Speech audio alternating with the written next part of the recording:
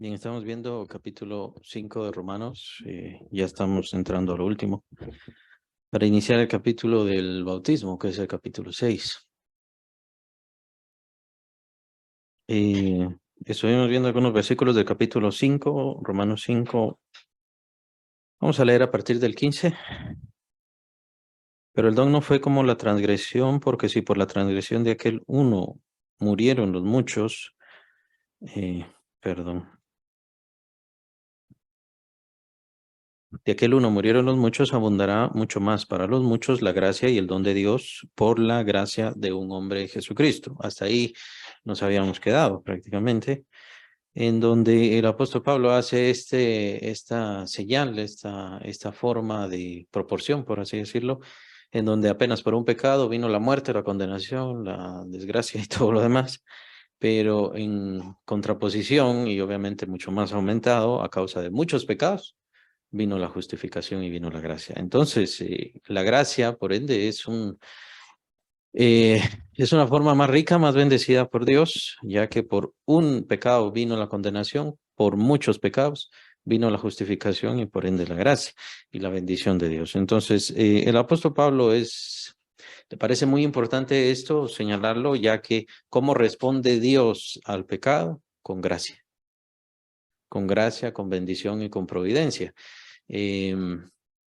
Esto, pues uno entonces se haría las preguntas retóricas, el apóstol Pablo las hace, ¿no? Entonces, y de hecho así empieza el capítulo 6. Entonces, ¿pecaremos para que abunde la gracia? Pues definitivamente no. Esta pregunta ya viene después, en el capítulo 6.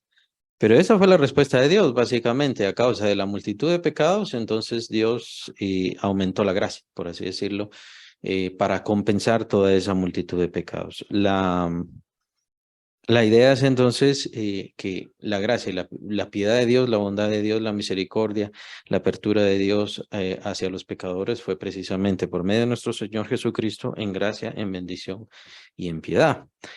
Lo cual es muy interesante, ya que menciona el apóstol Pablo que al introducir la ley, el pecado sobreabundó. Ya había pecado antes de la ley, pero al introducir la ley, el efecto que tuvo fue aumentar el pecado. Es decir, el ser humano, pues entonces ahora ya sabía, obviamente los israelitas ya sabían qué era pecado y eso provocó más pecado. No lo quitó, ¿verdad?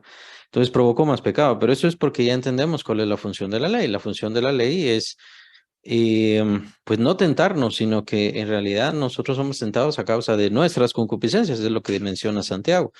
El mal que está dentro de nosotros es precisamente el que se ve tentado y se aprovecha de la ley. Eso también lo menciona Pablo, se aprovecha del mandamiento, se aprovecha de los mandamientos y entonces pecamos.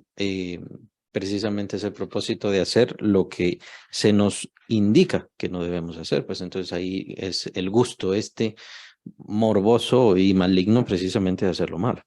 La ley entonces, al entrar en el ser humano y por la naturaleza del ser humano, provocó más pecado. Pero la salvación de nuestro Señor Jesucristo y la justificación produjo una inmensa gracia y bendición. Eso es lo que quiere decir el apóstol Pablo. Vemos las consecuencias entonces de la justificación que trajo nuestro Señor Jesucristo. Fue una abundante gracia hacia todos nosotros. Entre ellos, pues entonces estamos viendo la gracia de Dios hacia un mundo tan perdido, tan condenado, tan maligno, pues precisamente por perdonarle tanto tiempo de vida. Ya van más de 2000 años, ¿no? Y estamos contando todavía más tiempo, que el Señor le da tiempo a este mundo para que se arrepienta y a las generaciones para que sean transformadas por su Hijo Jesucristo. Eso es parte de la gracia también. El tiempo, la bendición y todas las cosas, los dones que nos da el Señor, pues obviamente todos vinieron por gracia. Los dones no vinieron a causa de algo que nosotros hicimos, algún pago que tenía que darnos Dios, sino todo es parte de la gracia. El Espíritu Santo en nosotros, que es pues tal vez el don más maravilloso que jamás ha recibido el ser humano, que Dios mismo haga su habitación en el ser humano a través de su Espíritu Santo, pues obviamente también es la gracia. Simplemente con eso ya entendemos la idea del apóstol Pablo al decir sobreabundó la gracia, o sea, la gracia de Dios fue inmensa precisamente a causa de los pecados. Esa fue la respuesta de Dios a causa de la multitud de pecados. por medio de la santificación y la justificación que hizo a través del sacrificio de su Hijo Jesucristo. Versículo 16, cuando el don, y con el don no sucede como en el caso de aquel uno que pecó, porque ciertamente el juicio vino a causa de un solo pecado para condenación, pero el don vino a causa de muchas transgresiones para justificación. El don siempre utiliza estas palabras don, don inmerecido y gracia, que prácticamente sabemos que es un don también. Pues si por la transgresión de uno solo reinó la muerte, mucho más reinará en vida por uno solo, Jesucristo, los que reciben la abundancia de la gracia y del don de la justicia, ¿no? Entonces, la justicia ha venido a nosotros también como un don de gracia, precisamente porque es la justicia de nuestro Señor Jesucristo, la cual nos es conferida a nosotros. A nosotros se nos es impuesta y en Él nosotros estamos completos, ¿no? ¿Para qué? Para que podamos estar cerca de Dios, para que podamos acercarnos a Dios. Ese es el fin de la justicia, pero también el hecho de poder recibir dones, el hecho de poder recibir las bendiciones que Dios tiene para nosotros, pues es precisamente parte de la gracia, parte de toda esta abundancia que Dios trajo gracias a su Hijo Jesucristo. Entonces, ¿qué es la gracia? ¿Y qué son los dones? Los dones son confirmación y la bendición que es también son confirmación precisamente de la justificación que Dios hizo a través de su Hijo. Nosotros entonces, aunque no vemos la justificación en sí, es decir, no podemos ver todos nuestros pecados quitados y puestos sobre Jesucristo en el madero, pues obviamente jamás lo vamos a ver eso, pero el hecho de que veamos la gracia de Dios y la bendición de Dios, eso precisamente nos hace entender que la justificación ya se cumplió, que la justificación está hecha. Entonces, ese es el fin. De hecho, ese es el mensaje, porque la palabra de los apóstoles era confirmada por medio de los poderes o de las manifestaciones que Dios hacía a través de ellos. Es decir, los milagros, las maravillas y todas estas cosas maravillosas que Dios hizo no eran por una especie de show, como ahora sí se hace, ¿no? Más o menos se hace, o ese es el fin, es para respaldar, dice la palabra. Dios confirmaba la palabra de ellos, de los apóstoles. ¿Cuál era la palabra de ellos? Pues la palabra de la justificación por la fe. El hecho de que ellos dijeran, nosotros por el nombre del Señor Jesús, quien murió en la cruz por todos nosotros, es gracias a ese nombre que ven a este paralítico que puede caminar. A este paralítico que ustedes lo conocieron toda su vida paralítico, ahora puede caminar gracias al nombre del Señor Jesucristo. ¿Qué confirma eso? Confirma que el Señor Jesús, pues ciertamente tiene el poder de Dios, tiene un poder divino, es verdaderamente el Mesías, pero sobre todas las cosas hizo la justificación, porque de ahí es que nace la gracia. Hizo la justificación por todos nosotros o para todos nosotros. Esa es la confirmación que tenemos. Entonces, nosotros no vamos a recibir alguna especie de revelación o alguna, alguna forma visual o alguna cosa de que sí, el Señor nos ha justificado, sino las señales de esa justificación es precisamente la gracia que hemos recibido por parte de Dios sobre nuestra vida. Y el primer paso sobre esa gracia, pues definitivamente es el Espíritu Santo. El Espíritu Santo es quien confirma, lo vamos a ver en esta carta que lo dice el apóstol Pablo, es Él quien confirma, nos confirma de que somos hijos de Dios. Aunque soy pecador, sí, pero soy hijo de Dios. Aunque soy malo, sí, pero soy hijo de Dios. Aunque cometo muchos errores, sí, pero soy hijo de Dios. Soy hijo de Dios y nunca voy a dejar de ser hijo de Dios. Es precisamente una de las misiones del Espíritu Santo, confirmarme de que soy hijo de Dios. Y todo esto vino por gracia. No me está exigiendo ninguna cosa. Ahora, ¿por qué entonces nosotros tenemos que cambiar? Es lo que sigue el tema, es con lo que inicia el tema del capítulo 6. Pues obviamente iniciamos lo del bautismo, pero todavía nos faltan unas cuantas palabras de esto. Bienvenida Marisol, estamos viendo Romanos 5 y terminando el capítulo.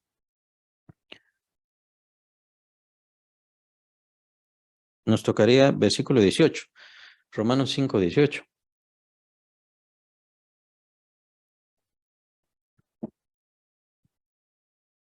Así que como por la transgresión de uno vino la condenación a todos los hombres, de la misma manera, por la justicia de uno vino a todos los hombres la justificación. Entonces aquí el apóstol Pablo está haciendo una comparación con Adán, es básicamente el tema de todo este pasaje que inicia en el versículo 12. Incluso ustedes títulos ahí en donde se menciona Adán, ¿no? Ya sabemos que Adán fue el primer hombre, fue por causa de él que cayó el ser humano en pecado. Tiene el conocimiento del bien y del mal, porque es lo que da testimonio el Señor, precisamente en su palabra. Así que por cierto, esas cosas de antemano les comento, pues que los teólogos, los críticos de ahora ya no creen en esas cosas. Muchas de esas cosas ya las toman como mitología, los 6 días de la creación y todo lo demás. Es cierto que el tiempo, pues, no era muy relativo para Dios, más específicamente, no relativo hacia nosotros como ahora. Pero hay muchas de esas cosas que ya no las están tomando en serio, como por ejemplo el árbol de la ciencia del bien y el mal, simplemente ya lo toman como un ejemplo y asumo que ellos creen que fue un chiste por parte de Dios ponerle el árbol de la ciencia del bien y del mal, pero no servía para nada más que para probar al hombre, ¿no? Entonces asumo eso porque no explica completamente todo, ¿no? Aunque es Dios quien más adelante dice, he aquí el hombre es como uno de nosotros conociendo el bien y el mal. Ya cuando había caído el hombre, cuando había caído en pecado, habían comido el fruto. He aquí el hombre es como uno de nosotros conociendo el bien y el mal. Ahora, esta situación de la contraposición que hace el apóstol Pablo con Adán es muy interesante y es muy valiosa de señalar, pues el apóstol Pablo la hace una y otra vez. En Corintios lo vamos a ver nuevamente, la contraposición, ya como creyentes que nacimos de Cristo Jesús.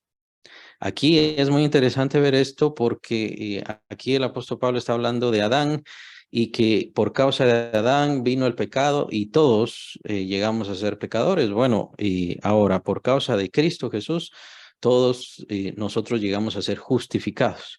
Ahora, a la luz de lo que dice el apóstol Pablo en Corintios, pues ya venimos nosotros a nacer de Cristo Jesús, ya somos una raza más, ya somos una raza diferente. Lo cual obviamente es adentro del plan de Dios y adentro del orden de Dios, lo cual demuestra que definitivamente el Señor Jesucristo no pudo estar casado y definitivamente no podía tener hijos.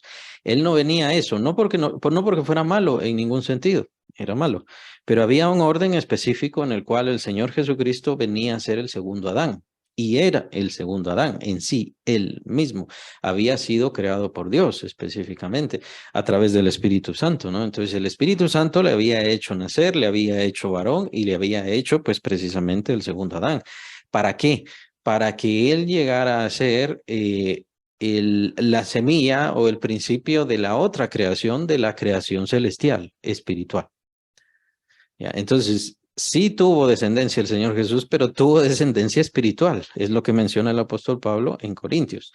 ¿Y quién es la descendencia espiritual? Todos nosotros, los creyentes, a través del Espíritu Santo. Y ese es el medio. Cuando el Señor dice, entonces, es necesario nacer de nuevo, a Nicodemo, pues precisamente está hablando del nuevo nacimiento que él traería y que le podríamos llamar así una raza diferente.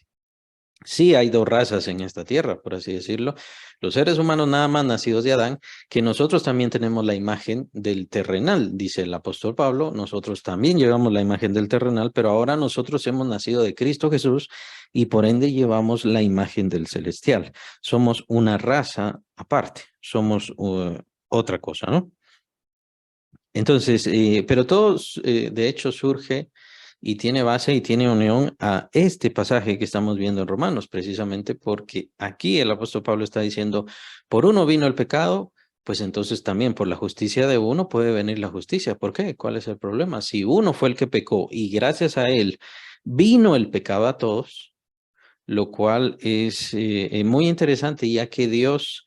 em, digámoslo así, aisló en cierta medida el pecado. No hubo 2 Adán, 3 Adán, 4 Adán. El pecado no vino de los hijos de Adán, por así decirlo, para que unos fueran pecadores y otros no fueran tan pecadores y ese tipo de cosas y discrepancias, sino que más bien el Señor encerró al pecado, a todos nos encerró en pecado, precisamente para que ninguno tuviera excusa. Ninguno de nosotros tiene excusa, ninguno de nosotros tiene justificación y todos definitivamente tenemos concupiscencias, todos tenemos inclinaciones a lo malo. No existe excepción, a no ser que usted no fuera parte de la raza de Adán. Entonces, todos los que descendimos de Adán tenemos ese problema, tenemos esas concupiscencias, somos injustos, nuestra justicia no llega y por lo tanto estamos destituidos de la gloria de Dios. El Señor lo encerró todo completamente. El pecado, ¿no? Lo dejó. Pero ese pecado, esa maldad, todo eso, todo esto malo que nosotros vemos, viene por causa de uno, y ese es Adán. Y precisamente ahí también lo aisló el Señor. Fue por causa de uno que vino todas estas cosas. Recuérdense cuál fue el pecado siguiente a la caída, que aparece en la Biblia. No sabemos si fueron tantos años o tantas décadas después, no sabemos exactamente cuánto, pero sí sabemos que el pecado siguiente de la caída del ser humano fue el asesinato. Y no solamente el asesinato, sino el fratricidio. Fue Caín matando a su hermano Abel, ¿no? Entonces, podría decirse que el pecado empezó de a poco, pero no, en realidad no. El hombre cayó, fue desechado por Dios, fue castigado por Dios, y de ahí lo que viene es el asesinato inmediatamente, que es la peor forma de muerte, no digamos el fratricidio, ¿no? Que es espantoso que hermanos se maten entre sí. Entonces, precisamente la degradación, el Señor la encerró y la encerró en un hombre, por así decirlo, fue Adán. Fue la causa de Adán. Entonces el Señor toma a este segundo Adán, hace a este segundo Adán o lo injerta a la raza humana, el segundo Adán, que es nuestro Señor Jesús, el cual entonces toma la función de no solamente introducir la justicia a través de su propia justicia, a través de él entró la justicia en la raza, sino que a través de él nacemos todos nosotros a una nueva raza, los que somos creyentes en Cristo. Es por eso que nosotros separamos las cosas.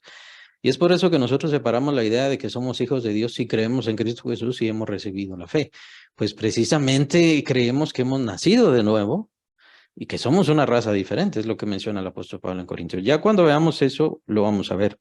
Así que para nosotros es inadmisible la idea de que otros sean hijos de Dios. Es inadmisible la idea de que otros sean creyentes afuera del Señor Jesucristo. Esas cosas son imposibles. Y por ende es que también, aún siendo Israel, teniendo promesa, teniendo la sangre de Abraham y todo lo demás, la descendencia de Abraham, pues necesitan creer. Necesitan creer y necesitan recibir al Señor Jesús y necesitan tomarle como su Señor y como su Maestro y definitivamente seguirle verdaderamente, ¿no? Están los judíos mesiánicos que se supone que sí han creído en el Señor Jesús como su Mesías, aún así, con lo que veo, es que todavía siguen siendo muy cabalistas, que quiere decir que se dedican mucho a los números y sobre todo que aman mucho la letra. Su amor más que a Dios, esa es la letra, y de hecho así eran los fariseos que estaban en el tiempo de Jesús, y por eso es que rechazaron a Jesús. O sea, sería bueno que empezaran ya a lavarse de todas esas imperfecciones, a limpiarse de todas esas cosas. Está bien, no son idólatras de imágenes, pero sí son idólatras de los libros, y específicamente del libro de la Torá. Pero también está el Talmud, que ni siquiera es la Biblia, no es un libro inspirado y también lo adora. Entonces, sí, sería bueno que llegaran a limpiarse de todas esas cosas. Estoy hablando de los judíos mesiánicos, ¿no? Que son los que profesan y dicen que el Señor Jesús sí es el Mesías. Los judíos que creen que el Señor Jesús es Mesías. Ahora, en cuanto a los demás, pues definitivamente más que tenemos confirmaciones en la Biblia, en el Antiguo Testamento y el Nuevo Testamento. Incluso dice la Biblia, si ustedes no sirven al Señor, el Señor puede levantar siervos o hijos de Abraham, incluso de las mismas piedras. O sea, dejen de decir que ser hijo de Abraham o descendiente de Abraham es la gran cosa, les dice Juan el Bautista, les dice el Señor también. Dejen de decir esas cosas. Más bien, entréguense al Señor, encomiéndense al Señor, aprendan el camino y por supuesto la justicia de Dios. Dios trajo la justicia anunciada por Abraham, anunciada a Adán, anunciada por los profetas, anunciada por David y a David, a través del Señor Jesús. Es en Él en quien se cumplió todo. Y es por eso que nosotros somos una raza diferente, llamémosle así. Solo que obviamente tenemos la imagen de Adán y es por eso que seguimos teniendo este cuerpo, seguimos teniendo maldades, seguimos teniendo concupiscencias. Esas cosas no se han ido. Y esto es muy interesante porque más adelante vamos a ver y vamos a empezar a ver esta situación de, bueno, y si el creyente peca, ¿qué pasa? ¿No? Porque muchos lo interpretan de diferente forma y entonces se pone a pensar en aquello de caer de la gracia, me caigo de la gracia y regreso a la gracia, me caigo de la gracia y regreso a la gracia y todas esas cosas. Y los legalistas, obviamente, pues si usted solamente se maquilla, ya es una hija del diablo y cosas así. Existen muchas interpretaciones con respecto al pecado en el creyente y es por eso que vamos a verlo con detalle. Y es lo bueno que el apóstol Pablo lo indica todo esto con detalle. Pero el principio de todo esto es, nuevamente lo repito, Tenemos la imagen del primer Adán, ese es nuestro cuerpo, y traemos ahora la imagen del segundo Adán, ese es nuestro espíritu, nuestro ser interior. Entonces existe esta dualidad en nosotros como creyentes, la cual es muy interesante de ver y es esa la razón por la cual seguimos haciendo cosas malas y seguimos sirviendo a Dios y seguimos siendo amados por Dios y Dios todavía responde con gracia hacia nosotros. Es muy interesante y el principio de todo eso es esto, estas partes en nosotros. Por cierto, Adán, no sé si sabían, pero Adán, Dios le da el nombre de Adán por tierra, Adán. Y tierra, estoy hablando no del planeta Tierra, sino que estoy hablando de la tierra, del polvo, del material. En hebreo es Adamá, por si lo quieren apuntar. Adamá.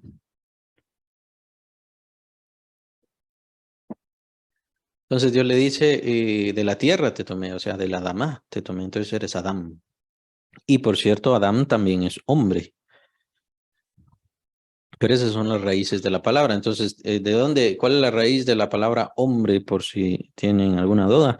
Es tierra o polvo, como que fuera el polvo, ¿no? La materia sobre la cual caminamos. Adama. Versículo 19, que si no estoy mal es el último. No, quedan 3. Versículo 19, estamos Romanos 5:19. Porque así como por la desobediencia de un hombre los muchos fueron constituidos pecadores, así también por la obediencia de uno los muchos serán constituidos justos. Nuevamente es la idea de el primer Adán y el segundo Adán. El primer Adán, por causa del primer Adán, todos fuimos constituidos. Vean qué interesante la palabra, constituidos. No es simplemente llamados, no es simplemente un dicho, simplemente fuimos establecidos. Todos somos pecadores, todos nacemos con esa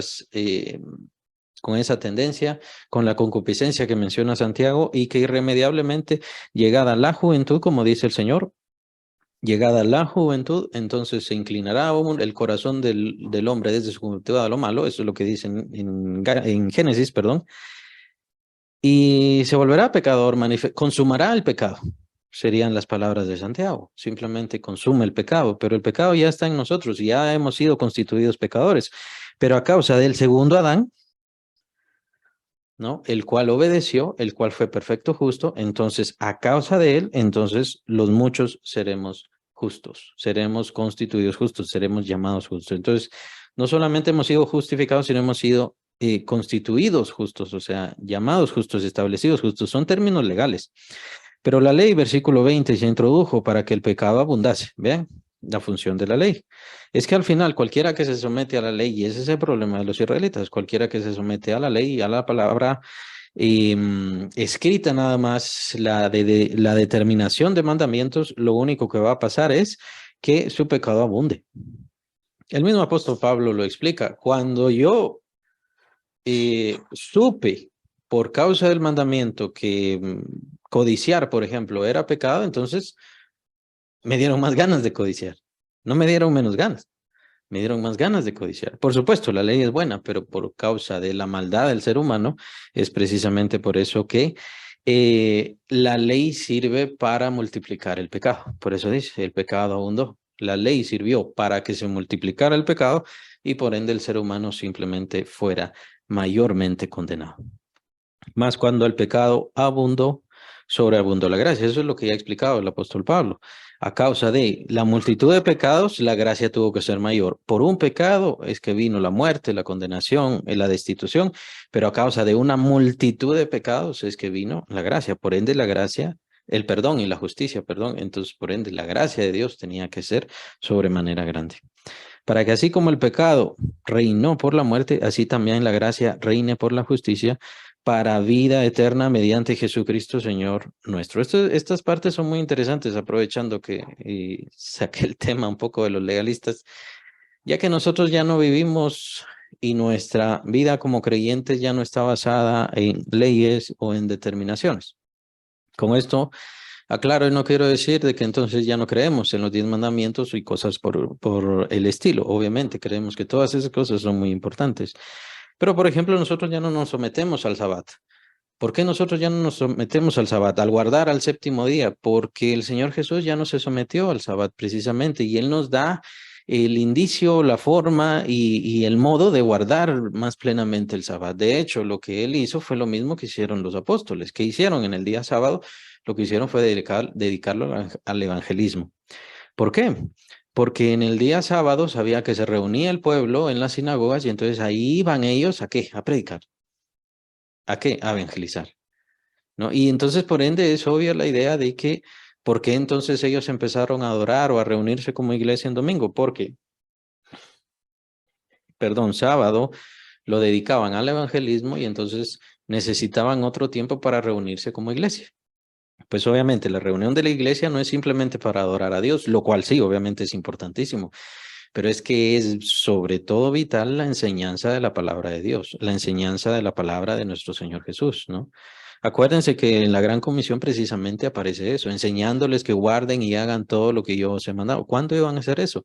Tomaron el domingo. Entonces ellos no guardaron un día, ellos guardaron dos, que precisamente fue con respecto al Sabbat, el inicio fue el Señor Jesús, quien entraba a las sinagogas a predicar, precisamente. Y eso fue lo mismo que hicieron los apóstoles. Entonces nosotros no estamos basados en una ley, si la violamos, si no la violamos, quién nos dice cómo la violamos o cómo no. ¿Quién nos dice cómo violamos la ley? Es el Señor Jesús y nosotros quebrantamos su forma de ser, su forma de vivir, su forma de actuar. Entonces ahí sí estamos quebrantando nuestra ley. De hecho, dice el apóstol Pablo que nosotros tenemos una ley espiritual, que es la vida del Señor Jesús o la ley del Señor Jesucristo, precisamente la que nos manda y nos determina las cosas. El hecho entonces que nosotros no guardemos como los judíos o como los israelitas, el Sabbat no quiere decir que no lo guardemos. Si lo guardamos y lo dedicamos para las cosas del Señor, ¿no? O al menos tendría que ser así.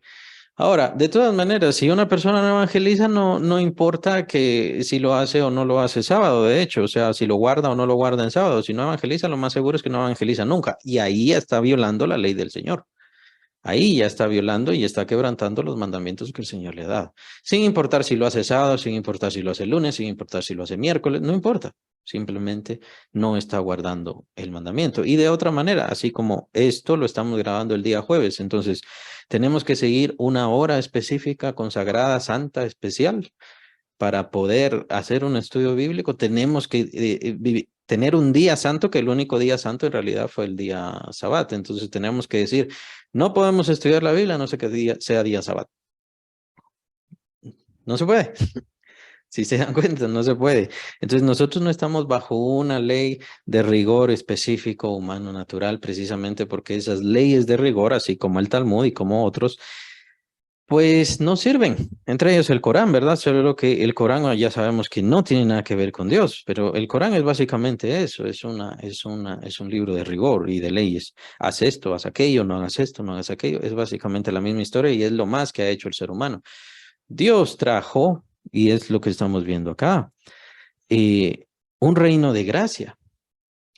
Al traer la justicia que vino por nuestro Señor Jesucristo, Él trajo un reino de gracia, precisamente para vida eterna.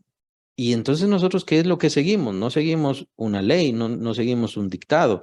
Lo que seguimos es una relación con nuestro Señor. Y lo que el Señor nos dice. Y lo que el Señor determina. ¿A través de quién? A través de su Espíritu Santo. Claro, en ese sentido, quiere decir que eso quebranta la palabra de Dios, quebranta la interpretación que los seres humanos le dan a la palabra de Dios, pero en ninguna manera quebranta la palabra de Dios. Ejemplo de ellos es lo que les acabo de decir sobre el Sabbat. Nosotros quebrantamos el Sabbat. ¿Quién guarda el Sabbat? ¿En qué forma se guarda el Sabbat? De hecho, el Señor dice, solo guarda el día sábado, ¿no? Trabaja 6 días y el séptimo, conságralo. ¿Pero cómo? ¿De qué forma? Y no que, obviamente, no quiero decir que eso fue error del Señor, pero esa forma inespecífica, pues precisamente fue lo que provocó que se escribieran cosas como el Talmud y otras cosas en donde no puedes dar 30 pasos porque es Sabbat. No puedes prender no sé qué cosa, no puedes prender una fogata, si no estoy mal, alguna cosa así, porque es día Sabbat, es día consagrado al Señor. Y ese tipo de cosas, entonces... de hecho, si se acuerdan en los evangelios, cuando aparece que el Señor sanaba, por ejemplo, a un paralítico, sanó a un paralítico y entonces le dijo, toma tu lecho y vete, en donde el paralítico había estado acostado. Entonces el paralítico tomó su lecho y lo llevaba para su casa. Entonces vienen los religiosos y le dicen, ¿por qué estás cargando eso si es día Sabbat y no te es lícito hacer eso? Eso es lo que quiere decir. O sea, no podías cargar, no se podía cargar alguna cosa. Eran así de extremas esas leyes. Si no estoy mal, creo que hasta ciertos pesos, solamente cierto peso, tal vez una libra o alguna cosa de algo se podía cargar. De ahí era pecado. Imagínense qué forma tan, qué forma tan legalista, tan incorrecta de vida, pero la verdad es que en cierta forma muchos siguen así. Muchos siguen así, muchos siendo creyentes, reconociendo la libertad en Cristo Jesús, pues la mujer no tiene que vestirse de esta forma, porque casi siempre es el sometimiento a la mujer, ¿no? Al hombre casi no se le somete.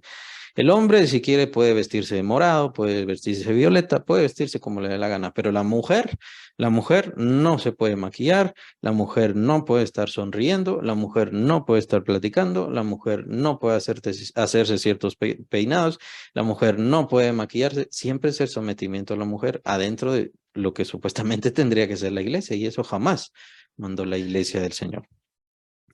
Pues es precisamente por el desconocimiento que estamos viviendo bajo la gracia. Es un reino espiritual, es un reino dirigido por Dios, llevado por Dios y guiado por Dios. Es la misma historia con la disciplina. Como administradores de la iglesia podemos tener disciplina con respecto a las cosas de la iglesia, pero en cuanto a lo demás, usted es hijo, hija de Dios. Por lo tanto, su disciplina tiene que venir de su Padre, que es Dios. Es Dios quien nos disciplina. Y ejemplo de ello, pues somos nosotros. A mí, quien me ha disciplinado más es Dios. Quien me ha jalado más las orejas es Dios. Y entonces yo tengo ese mismo precepto, ese mismo entender. Si son hijos de Dios, Dios tiene que disciplinarles, Dios tiene que castigarles. ¿Por qué? Porque no va a ser un castigo de léame los 4 evangelios en una semana o alguna cosa así que para empezar ni siquiera es castigo y no debería tomarse como castigo. O rece, ¿no? Como ya sabemos qué religión lo hace así, rece tanto y rece otros 10 de aquello otro y entonces ya ahí el castigo y la disciplina, que son mentira. Cuando Dios disciplina en serio y Dios sí quita la maldad desde lo más profundo. Y es algo que tenemos que dejarlo en sus manos, definitivamente. Pero al mismo tiempo, como castiga, como disciplina, al mismo tiempo sigue la gracia, sigue la bendición, sigue la restauración, sigue la restitución. Vienen todas estas cosas, el perdón. O sea, el Señor lo que quiere es restablecer esa comunión y ese cuidado. Por lo tanto, entonces, si a nosotros nos tocara disciplinar, tendríamos que tener una forma de normas de disciplina. El hermano dijo tal mentira, entonces, ¿qué disciplina le vamos a dar? Imagínense eso. El hermano no mintió con respecto a tal o cual otra cosa, entonces hay que ponerle estas ciertas disciplinas. O no ofrendó, es que no ofrendó, bueno, entonces hay que ponerle esta otra disciplina. O ofrendó a medias nada más, entonces como ofrendó, pero ofrendó a medias, entonces, ¿qué tanto hay que darle? Nosotros ya no vivimos bajo esas normas, bajo ninguna regulación. El Señor dejó, de hecho, sus regulaciones en la ley. Es cierto que específicas, ciertas normas importantes que Él consideró y sobre todo lo que ya hemos visto, al introducir la ley, el pecado se multiplicó. El pecado se multiplicó. Y Dios ya sabía que eso iba a pasar. La idea que está dando el apóstol Pablo es muy interesante porque Dios dio la ley sabiendo que el pecado se iba a multiplicar para que la multitud de pecados y a causa de esa multitud de pecados viniera su Hijo Jesucristo a cargar todos esos pecados y justificarnos completamente de todo eso. Así que, de la misma manera como con esa gran multitud era necesario que se purificaran todos nuestros pecados, es de la misma manera como la gracia sobreabundó. No por un pecado, sino por una gran multitud de pecados. Y es por eso que el Señor nos cuida, nos perdona, nos ayuda, nos alivia, nos alienta. Si usted no escucha a Dios, en realidad es porque no quiere escucharle o porque no busca escucharle. Y con esto no quiero decir que usted pueda escuchar audiblemente a Dios, tampoco quiero decir que usted pueda ver a Dios visiblemente con sus ojos de carne, porque eso no va a pasar. Y en cierta medida tenemos que ser muy descreyentes de todas esas cosas. Vamos a ver al Señor hasta que estemos con Él. Vamos a oír al Señor hasta que estemos con Él. Ahora, los medios que usa el Señor es su palabra, la predicación, la oración, la adoración Estos son los medios espirituales para estar con Dios y tener una comunión con Él. ¿A través de qué? A través de su Espíritu Santo. El Espíritu Santo es el medio, la fuerza, bueno, perdón, no quiero compararlo con una fuerza porque hay quienes lo comparan con una fuerza. Y el Espíritu Santo es una persona. Es una persona, tiene sentimientos, se ofende, se alegra, se goza, ¿verdad? Entonces, es una persona, es en sí y está dentro de nosotros y es a través de él que Dios vive con el ser humano adentro del ser humano. Así que al decir fuerza no quiero decir una fuerza como que es un humo, como que es una gravedad o alguna cosa así, no. Él es el que pone la fuerza en nosotros, Él es el que nos impulsa, Él es el que nos guía. Y el apóstol Pablo lo dice precisamente en esta carta, ya vamos a llegar a eso. Así que de eso se trata. Todos aquellos que se acercan a Cristo Jesús no solamente reciben la justificación, sino reciben la gracia. Y esta gracia tienen que entender porque el apóstol Pablo lo repite una y otra vez en estos pasajes que hemos visto, una y otra vez, que es una enorme, enorme gracia. ¿Para qué? Para que busquemos a Dios, para que sirvamos a Dios, para que encontremos a Dios. Con esto no quiere decir que podamos cumplir la ley de Moisés perfectamente, pero la ley de Moisés ya no me acusa. Eso es muy importante. La ley de Moisés ya no me acusa. La ley de Moisés es un reflejo de lo que el Señor Jesús hizo por mí y lo que Él hace en mí ahora. Entonces, el amor, la justicia, el cuidar a los demás, esto y aquello, todas esas cosas, el amor a Dios, que es el primer mandamiento, amarás al Señor tu Dios con todo tu corazón, con toda tu alma, con toda tu mente, con todas tus fuerzas. Eh, pues ya no me es algo imposible, es algo que a través del Señor Jesucristo, su esencia y su espíritu, por supuesto, muy importante, su espíritu, puedo cumplir, puedo caminar, puedo atravesar ese camino de descubrimiento, de entendimiento y de conocer a Dios, de tal manera como dice Job, ¿no? De oídas te había oído, pero ahora mis ojos te ven. De la misma manera, es una forma figurada, ¿no? Obviamente Job no aparece que lo haya visto directamente, pero ahora ya lo conocía, ahora ya lo entendía. Bien, entonces es importante entender eso sobre la gracia, de que hemos entrado a un reino de gracia. De gracia, tenemos toda la gracia de Dios como creyentes en Cristo, tenemos toda la justificación y cualquier cosa que faltaba que se compensara ya se compensó en Cristo Jesús.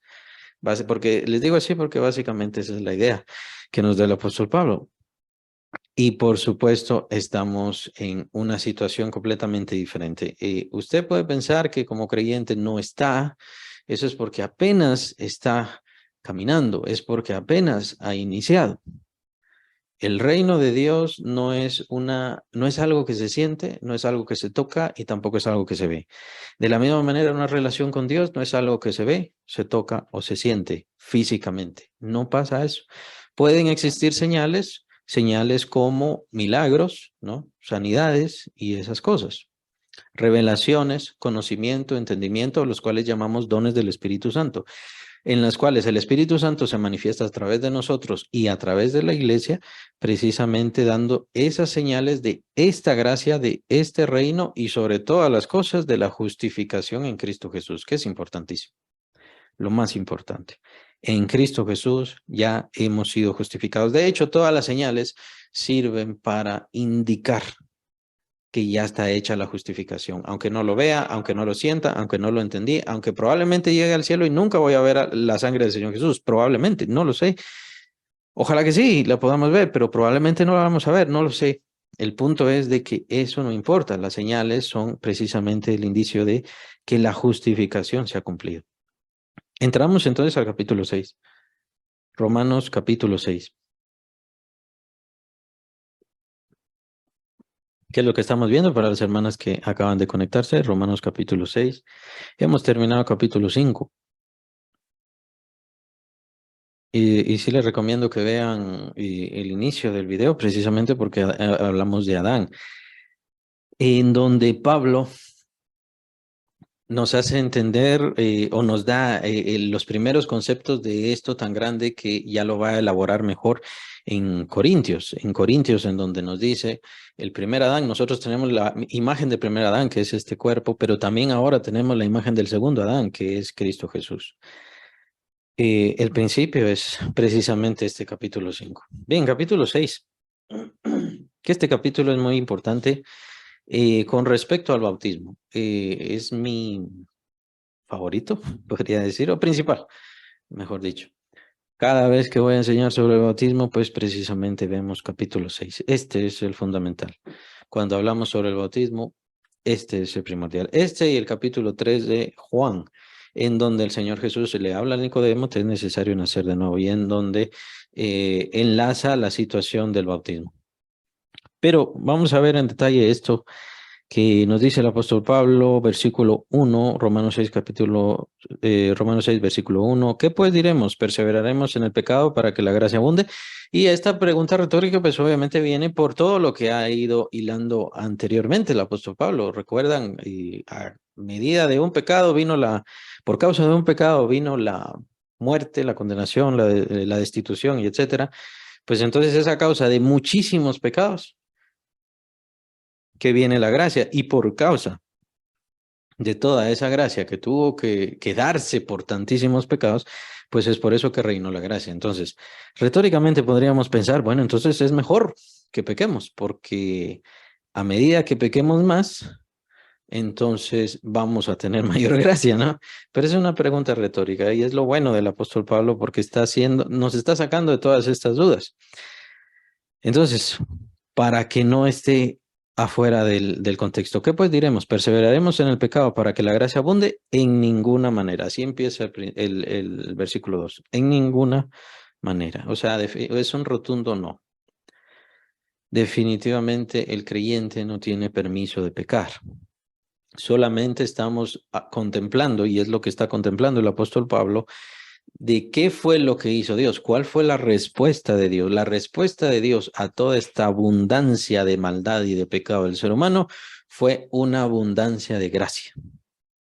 Y dar, y dar, y dar, bendición y bendición y bendición. Claro, todo esto por la limpieza y purificación que hizo nuestro Señor Jesús con su sangre.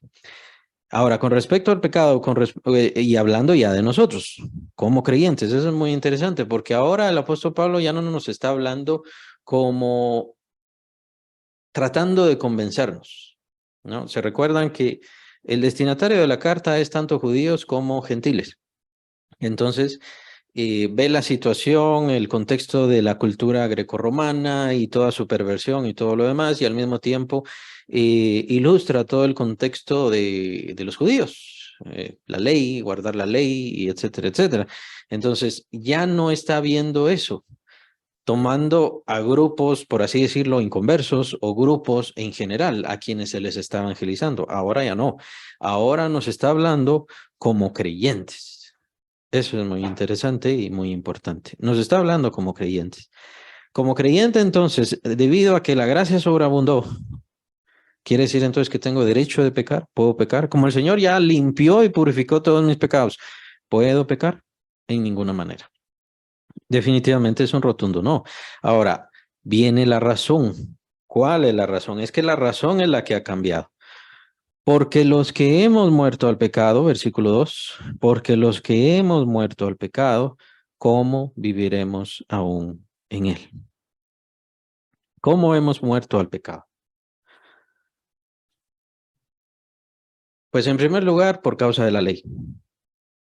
Dios introdujo la ley para que sobreabundara el pecado y por ende nos matara. La ley nos mató. ¿Por medio de qué? Por medio de su sentencia, por medio de que no queda y no hay medio de justificación adentro de la ley, no hay forma de que nadie sea justificado por causa de la ley, pues por esta razón, lo único que le queda al ser humano, si se toma de la ley, es una condenación, porque la ley no le da ningún medio, solamente profetiza y solamente espera. Los medios que da, pues obviamente son los sacrificios, pero recuérdense que los sacrificios eran medios ilustrativos precisamente del Señor Jesucristo. El Yom Kippur, el día de la expiación y todas esas cosas, pues precisamente nos ilustran qué fue lo que hizo el Señor Jesucristo en la cruz. Solamente son ilustraciones que obviamente fueron muy importantes para Dios porque eran símbolos. Obviamente, sí. En aquel entonces él perdonaba, pero no porque veía la sangre de los toros, de los machos cabríos, y de todos esos animalitos, ¿verdad? Que se entregaban, sino que era lo que veía. Lo que veía era un símbolo de la sangre de su hijo que sería derramado en la cruz. Recuerden de todas maneras que el plan ya había sido hecho desde antes de la fundación del mundo, como dice capítulo 13 de Apocalipsis. Entonces, la salvación del mundo, el que Cristo Jesús fuera inmolado, ya había sido determinado, ya estaba dentro del plan. Cuando el Señor mandó los sacrificios, pues precisamente estaba figurando a su hijo a través de todos esos sacrificios. Entonces, ¿qué hacía la ley aparte? Matarnos. Por medio de la ley, por medio de los mandamientos de Dios, matarnos. Lo único que podía esperar el ser humano era recibir la maldición de Dios. Eso era todo lo que podía recibir. ¿Quién recibió la maldición? Por causa nuestra, o mejor dicho, la maldición que nos era a nosotros, que se nos debía a nosotros, pues obviamente nuestro Señor Jesucristo. Ahora, esa es una forma de nuestra muerte o un principio de nuestra muerte. No quiero decir que hemos muerto varias veces, sino si la ley nos mata, pero también otra cosa pasa, y es lo que el apóstol Pablo va a explicar. ¿Cómo viviremos aún en él? Bueno, empieza a hacer todas estas preguntas para que empecemos a reflexionar. ¿Vamos a vivir por el pecado? Si ya hemos muerto el pecado, ¿vamos a seguir viviendo por el pecado? Estas cosas malas que yo hago, esas cosas ya están muertas. Y yo ya he muerto a todas estas cosas. Es ilógico que yo siga haciendo todo esto. El apóstol Pablo lo que está haciendo es hacernos reflexionar de nuestra propia naturaleza y de nuestro propio sentido. Lo cual es muy importante. Lo cual es muy importante el hecho de que ya hemos sido liberados del pecado. Ya hemos sido liberados de ese yugo. Y esa forma de ser que yo fui ya se acabó. No solamente por la ley, vamos a ver de qué otra forma hemos muerto. Versículo 3, ¿o no sabéis que todos los que hemos sido bautizados en Cristo Jesús hemos sido bautizados en su muerte? Esto es muy importante. ¿Cuál es el principio entonces del bautismo? El principio del bautismo es, aparte de ser una ordenanza, y que obviamente una ordenanza es obligatoria y hay que cumplirla. El principio del bautismo es de que todo creyente ha sido bautizado en Cristo Jesús. El bautismo en agua es simplemente un símbolo, nada más. Todo creyente ha sido bautizado en Cristo Jesús y junto con Cristo Jesús en su muerte, él o ella también murieron. Todos nosotros hemos muerto. Ese es el principio. Entonces, cuando nosotros somos sumergidos en agua, y es por eso que el bautismo tiene que ser en inmersión, precisamente para simbolizar de que en Cristo Jesús estamos inmersos y fuimos, ¿no? Añadidos a Cristo precisamente para que en su muerte todos nosotros morimos. Entonces, nuestros pecados murieron, eso ya lo sabemos en el Señor Jesucristo, pero no solamente nuestros pecados, sino nosotros también.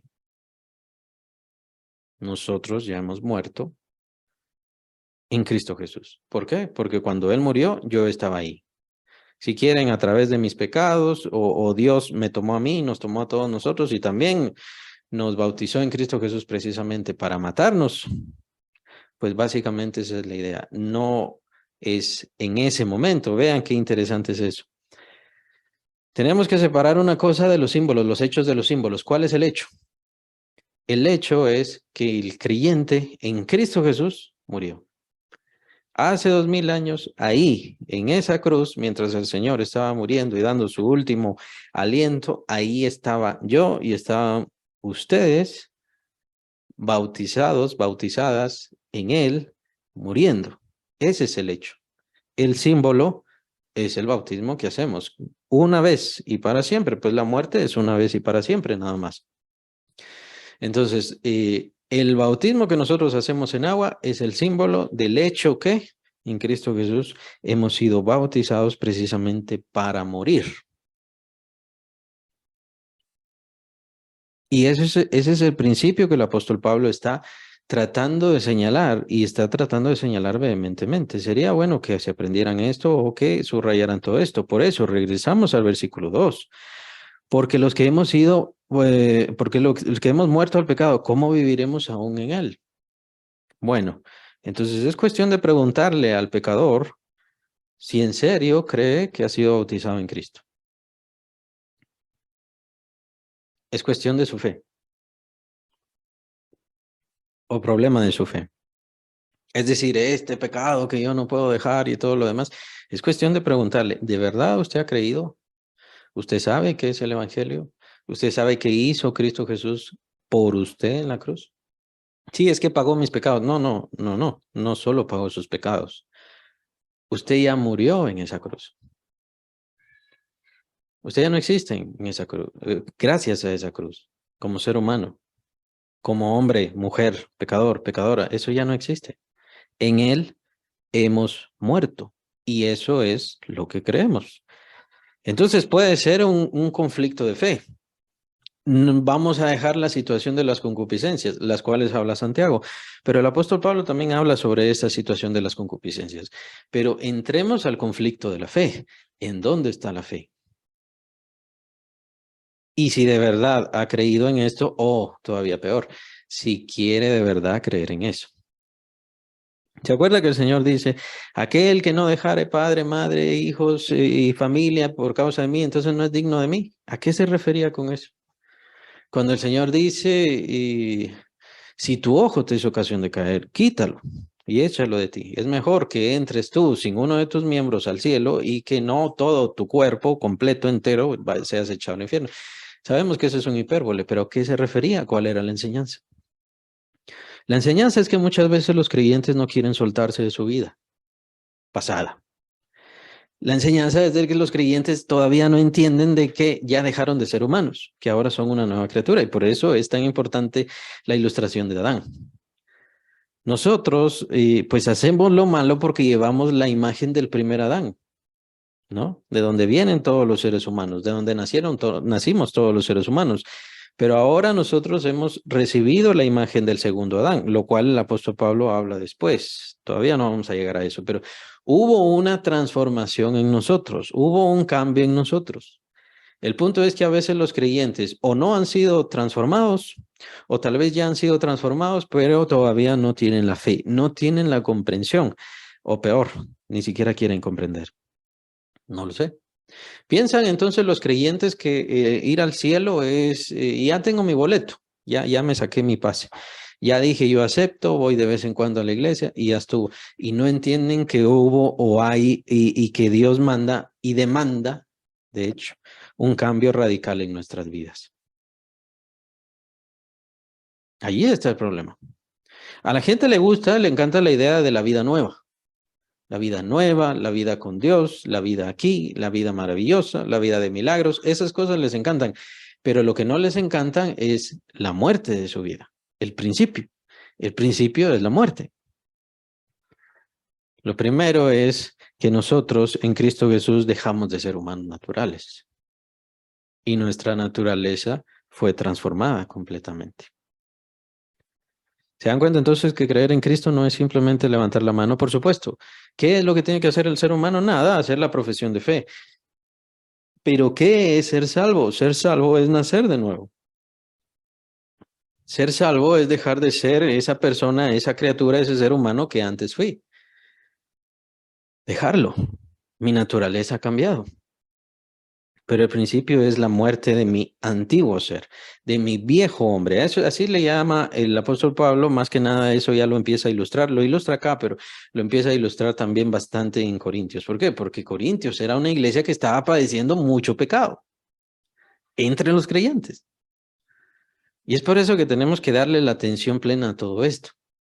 Y una cosa son los principios de fe.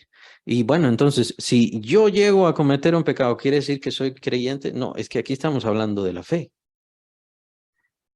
Si yo cometo algún pecado, ¿he dejado de ser creyente? No, porque yo no he dejado mi otra naturaleza. Es decir, ¿puede un pecado matarme como hijo de Dios ahora, como creyente?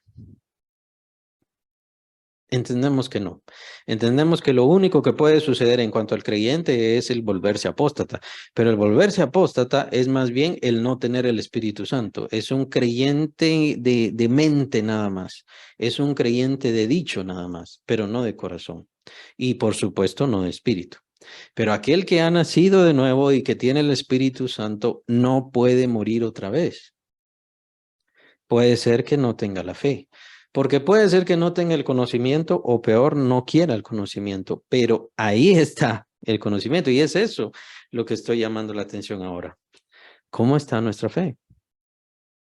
Cuando nosotros hacemos lo malo, ¿de verdad creemos que eso está muerto? ¿De verdad creemos que por causa de eso Cristo Jesús murió? Y a causa de eso Cristo Jesús padeció gravemente. Pero aún más, en Él nosotros hemos muerto, ya dejamos nuestra vida. Es decir, cuando usted cree en Cristo, ¿en serio espera o desea o busca o siente dejar su vida pasada atrás? ¿Se dan cuenta? Por esa razón es que les dice el Señor, las prostitutas y los publicanos van delante de ustedes en el reino de los cielos. Se lo dice a los fariseos. ¿Por qué? Porque ellos sí estaban dejando su vida atrás. Ellos sabían que su vida era una vida malvada, maligna, perversa, y que lo único que hacía era alejarlos de Dios. No era una esperanza falsa. Ellos no tenían absolutamente ninguna esperanza. Al ver a Cristo Jesús, vieron la luz, vieron la esperanza y vieron que Él les dejaba entrar al reino, pues por supuesto. ¿Y qué era lo que tenían que hacer? Dejar su vida atrás. Su vida maligna, esa vida perversa, esa vida que les produjo daño, pues por supuesto que sí. Y la dejaban. Por eso les hablaba de las imágenes, las hipérboles del Señor Jesucristo. Aquel que no dejara madre y todas estas cosas que aman más. Y si no me ama a mí más, entonces no es digno de mí. ¿A qué se refiere eso? Se refiere a dejar nuestra vida. Se refiere al cambio que Él viene a hacer en nosotros. Él viene a hacer una transformación a nosotros. Y nosotros como creyentes tenemos que entender en principio de que ese pecado, que esa maldad, que esa desobediencia, que esa rebeldía, yo ya no soy así. Y que lo que yo estoy haciendo es en contra, no solamente de Dios, sino en contra de mi propia nueva naturaleza.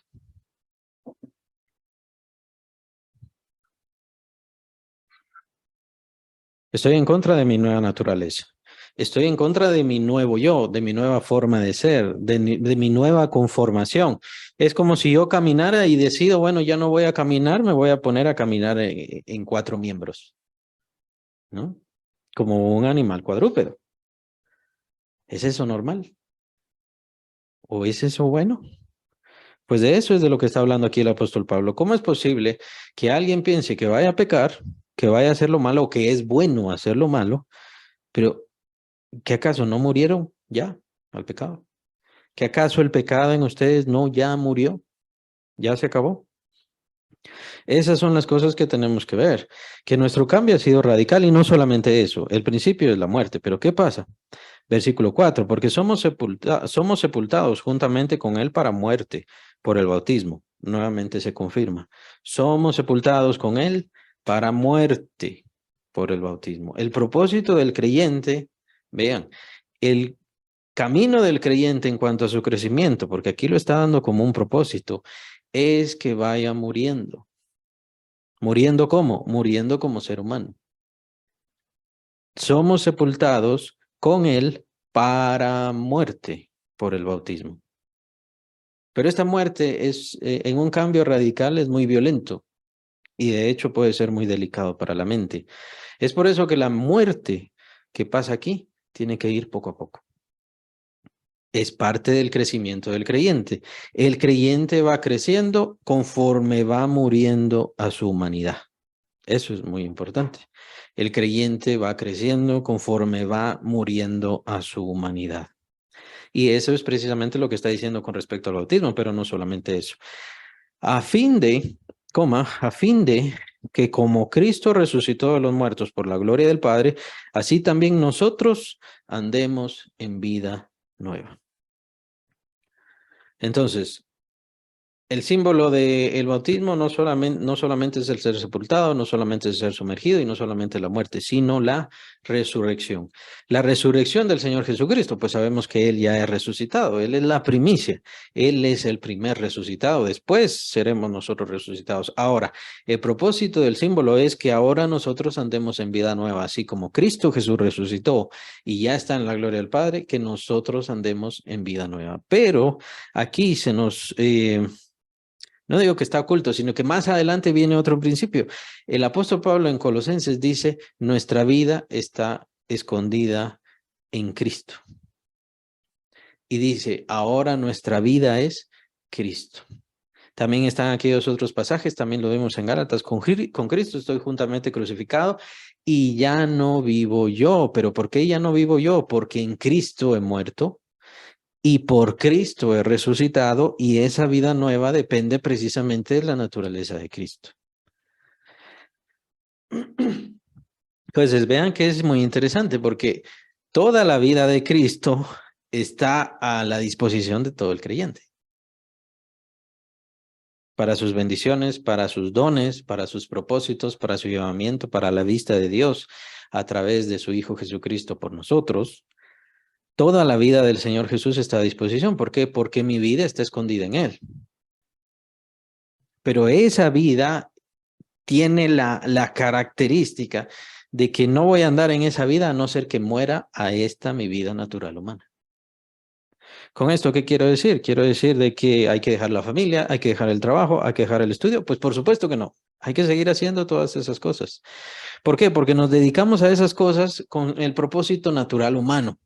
¿Por qué la persona tiene familia? Porque Dios le dijo desde el principio a los primeros seres humanos, fructificad y multiplicaos. Desde el principio.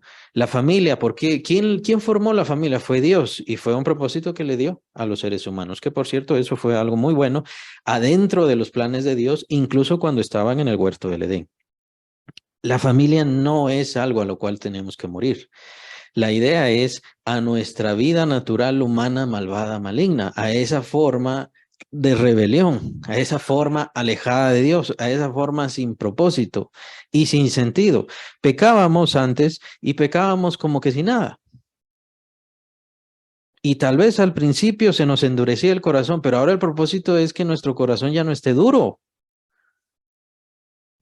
Si mi corazón está duro al pecado es porque lo he hecho mucho. Ese es el problema. ¿Y porque he ignorado mucho a Dios sobre todas las cosas? Y porque soy rebelde a Dios. Ahora, ¿eso quiere decir que no soy hijo de Dios? ¿Quiere decir que no soy hija de Dios? No, porque esa paternidad no se puede ir, no se puede romper. Pero estoy viviendo de una forma incoherente. ¿Cuál es la coherencia del creyente? La coherencia del creyente es que ha muerto al pecado, ha muerto a la rebelión a Dios, ha muerto a ser un rebelde, a ser alguien que no obedece a Dios y que no le importan los sentimientos de Dios. Todas esas formas, el creyente ha muerto a eso. El problema cuando se dedica a seguir aferrándose a eso, por un lado puede ser falta de fe, problema en la fe, puede ser que no sea verdadero creyente, puede ser, porque las señales puede ser que no estén ahí, pero por otro lado, definitivamente no hay crecimiento. ¿Cómo puedo andar yo en vida nueva? ¿Cómo puedo yo caminar en esa vida nueva si sigo caminando en mi vida de muerto? Es imposible. ¿Por qué no hay crecimiento? Porque hago lo malo.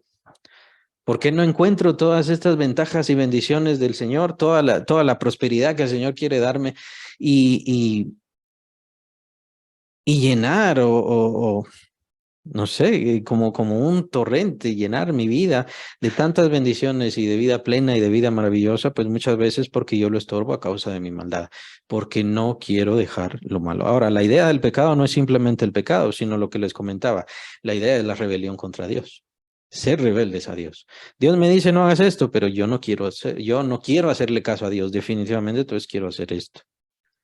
Y muchas veces estamos tan acostumbrados a eso que en todo sentido y en todo propósito, entonces ya metemos esa rebelión, y ahí es donde viene la situación o los defectos con respecto a la familia. No puedo ir a la iglesia por mi familia, no puedo leer la Biblia por mi familia, no puedo hacer esto por mi familia, o el trabajo. El trabajo también es un mandato de Dios.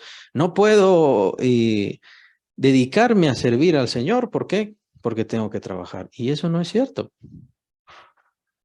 Para empezar, no es cierto. Por supuesto que tiene tiempo, lo que pasa es que no quiere. Pero tomamos cualquier otra cosa, ¿por qué? Porque nos acostumbramos a ser rebeldes a Dios.